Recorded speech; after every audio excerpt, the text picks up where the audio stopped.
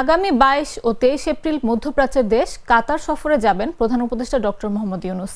এই সফরে প্রধান উপদেষ্টার সঙ্গী হবেন 4 নারী ক্রীড়াবিদ। তারা হলেন ফুটবলার আফিদা খন্দকার প্রান্তি ও শাহেদা আক্তার রিপা, ক্রিকেটার সুমাইয়া আক্তার ও শারমিন সুলতানা।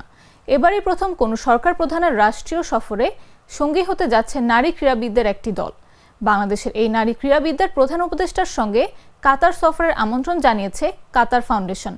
প্রধান উপদেষ্টা প্রেস উইং থেকে পাঠানো বিজ্ঞপ্তিতে এই তথ্য জানানো হয়।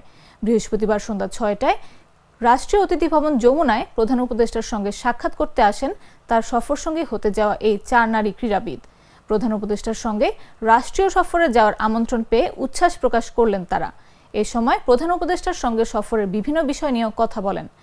নারী ক্রীড়াবিদদের এ সফর সফল করতে প্রধান উপদেষ্টার কার্যালয় থেকে সর্বোচ্চ সহযোগিতা করা হবে বলেও আশ্বাস দেন প্রফেসর মোহাম্মদ ইউনূস।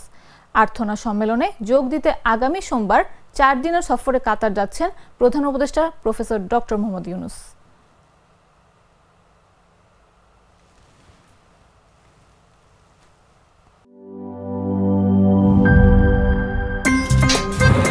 আমার একটা স্মার্ট সিদ্ধান্তে 25% গ্যাসের খরচ কমেছে। ভাবছেন কিভাবে?